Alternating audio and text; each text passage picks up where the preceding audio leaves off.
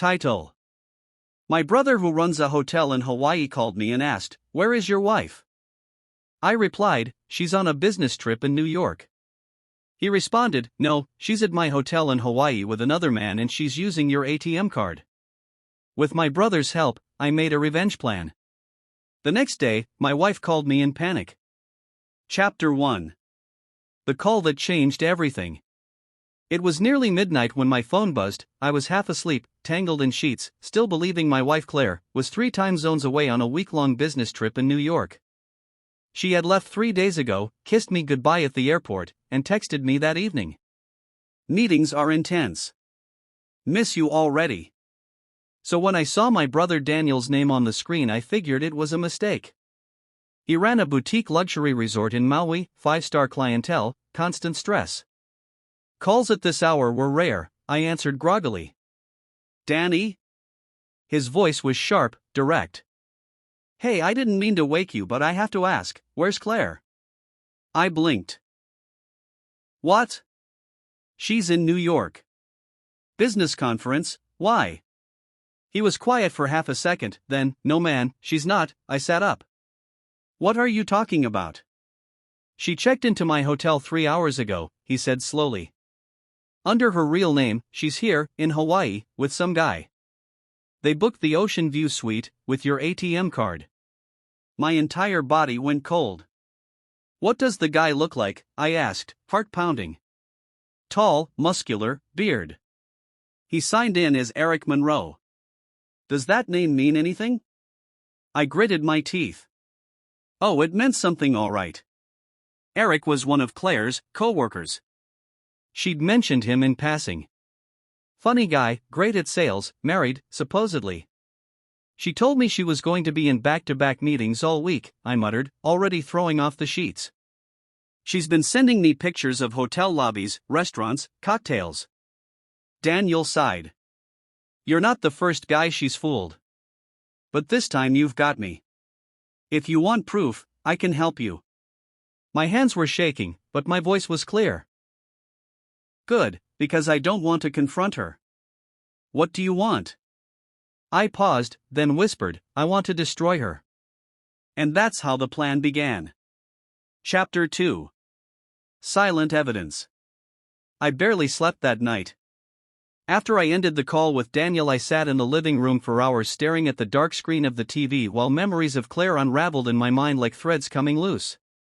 The late nights, the sudden emergency trips, the new lingerie she claimed was part of a personal empowerment phase, the guilt tripping every time I asked about Eric. I wanted to scream, but I didn't. I couldn't. If this was going to work, I needed to stay quiet, strategic, ruthless. By 6 a.m., Daniel had already emailed me 3 high-resolution photos: Claire at the hotel bar laughing over a mojito, Claire walking hand-in-hand with Eric near the infinity pool, Claire kissing him just outside the elevator, the same one she and I used during our honeymoon stay at Daniel's hotel 5 years ago. The betrayal stung worse than a knife, but it also hardened something inside me. Daniel called again, this time with a plan. "I've checked her charges," he said. "Room service, spa appointments, shopping trips? She's racked up over $2,000 already, all on your ATM card. Want me to cut her off?" "No," I replied slowly. "Let her keep spending. The more she uses it, the more evidence we have." Daniel exhaled. "Got it. What's next?"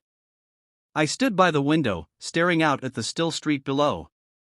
"I need you to send me a full itemized report of everything: receipts, timestamps, photos, the works. Then tomorrow, I'll call the bank and freeze the card." Daniel chuckled. "Brutal. She'll be trapped in paradise with no money and a fake lover." "And," I added, "make sure you upgrade their room." "Upgrade?" "Yes. Move them to the presidential suite, tell them it's complimentary, part of a promotion. I want her to feel like a queen for one more night." Daniel laughed again, this time with admiration.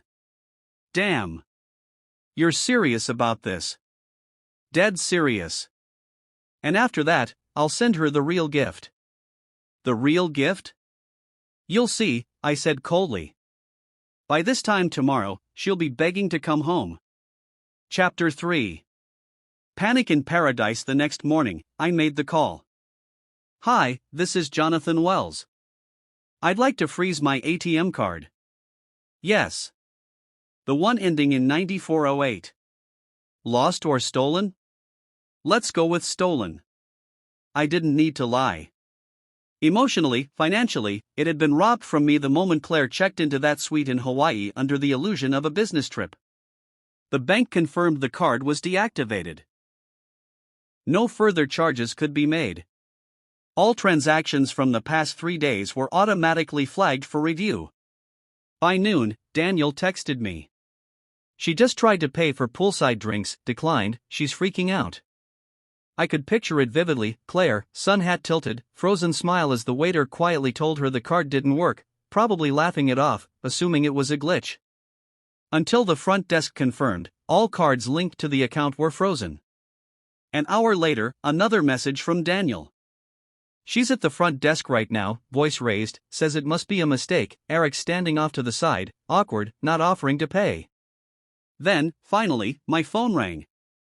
Claire. I stared at the screen as it vibrated.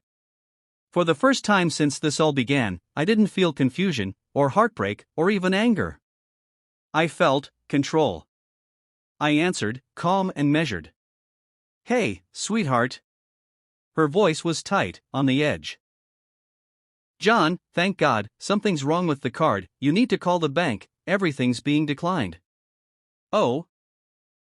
I said mildly. That's strange. Weren't you in New York?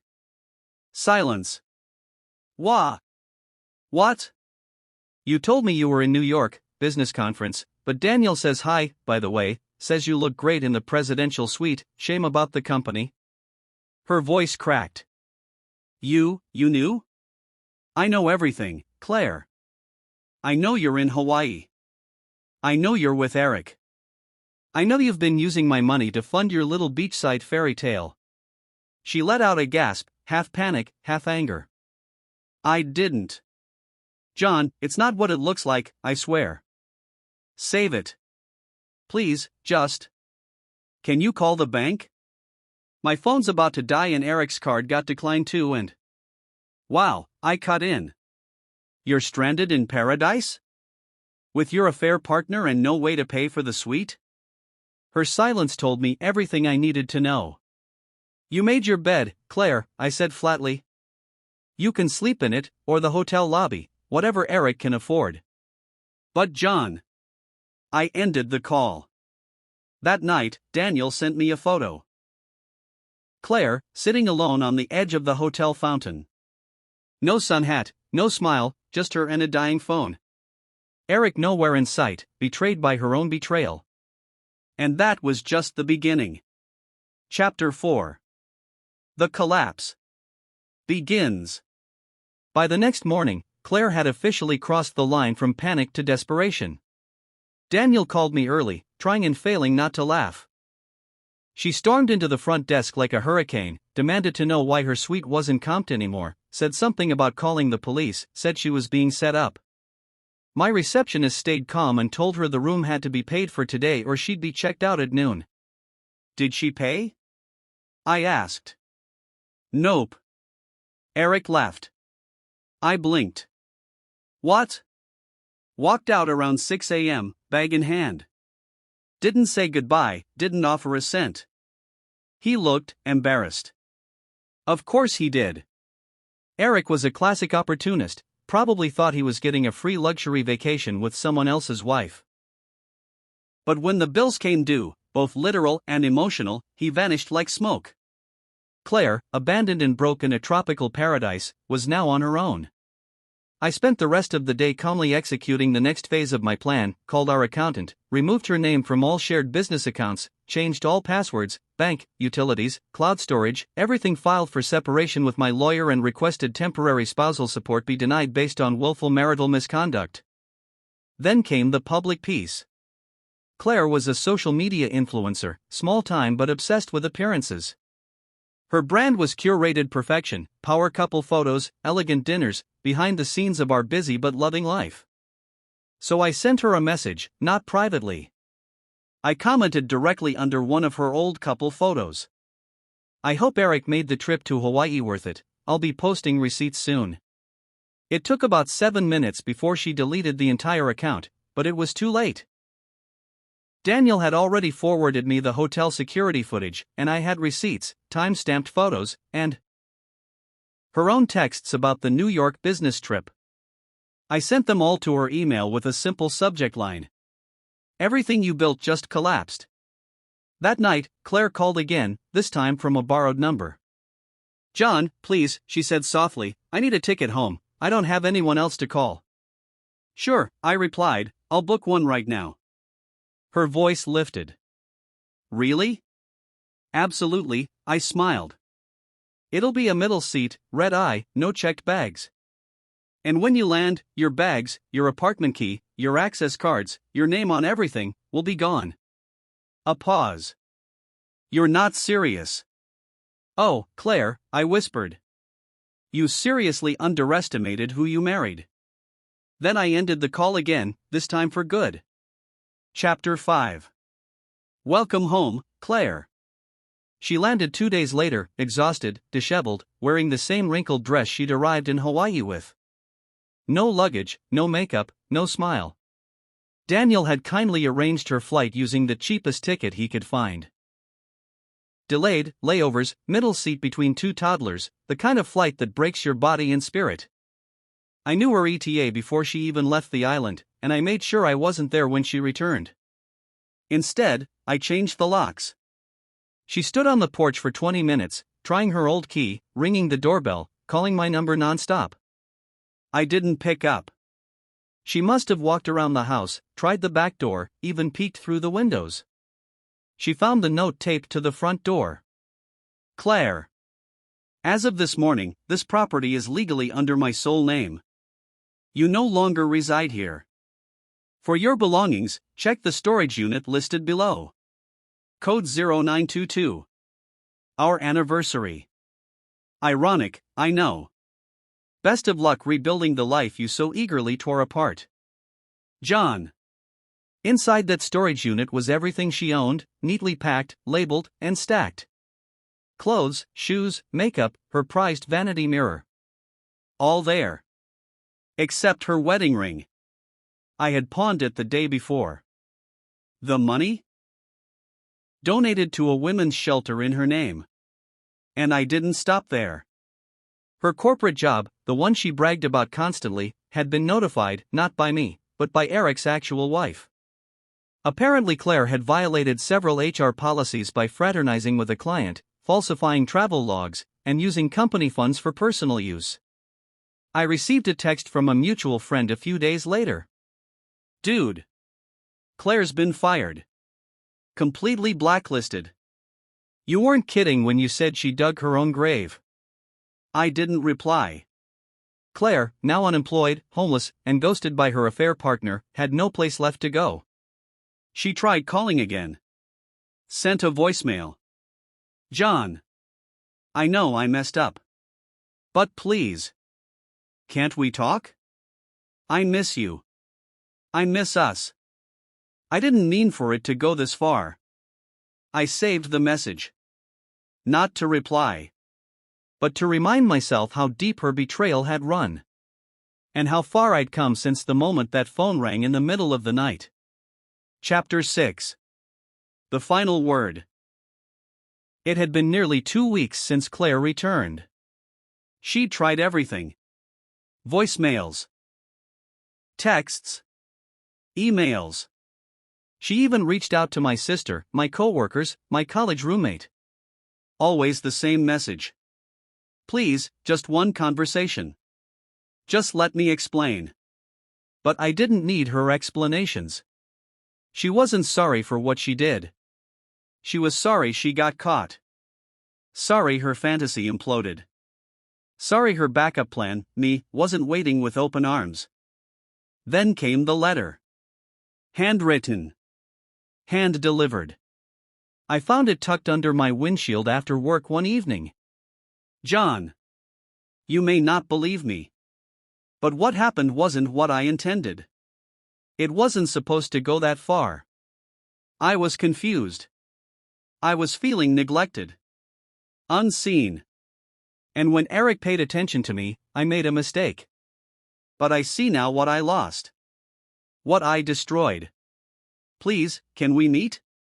Just once? If not to fix things, then to at least say goodbye like real people, not ghosts. I didn't respond right away. But I did meet her. In a cafe. Quiet and neutral. I arrived 10 minutes early, sat by the window, and waited. She walked in like a shadow of her former self. Pale. Thinner. Hollow-eyed. No more designer clothes. No mask of arrogance. Just desperation. Clinging to her like a scent. She sat down across from me, hands folded. "I'm not here to beg," she began, voice low. "I just wanted to look you in the eye and say, I'm sorry." I let the silence sit. Then I spoke. "I believed in you, Claire. In us. I would have done anything for you. Worked late. Paid the bills. Supported your career. Loved you even on your worst days. But you didn't want a partner. You wanted someone to praise you, to fund your lifestyle, to clean up your messes while you flirted with chaos." Her lip quivered, but she stayed quiet. "You told me you were in New York," I continued. "You were in his bed. You smiled at the camera while I tucked our future away into your hands. And for what? A thrill? A tan in a stranger's arms?" "I was stupid," she whispered. "No, Claire. You were selfish. And selfish people always think the world will wait for them to wake up." I pulled an envelope from my coat and slid it across the table. Inside was the finalized divorce decree. No alimony. No share of my business. No right to the house. Just closure. "I'm free," I said calmly. "And now, so are you." Her eyes flooded. "You really hate me that much?" "No," I said, standing up. "I don't hate you at all." And I meant it. I had no hate left for her. Only indifference. And that was the final blow. Epilogue: I walked out of that cafe lighter than I had in years. Claire moved to a nearby city and started working retail. Quietly, anonymously. Word is, she lives in a small apartment above a bakery. No more travel. No more followers. No more lies. As for me, I rebuilt. I rebuilt my life, my peace, my future. And someday, when I'm ready, maybe even love again. Because the best revenge was never fire. It was silence and success. Was this revenge perfectly justified? Tell us what you would have done in the comments below. Like the story, share it.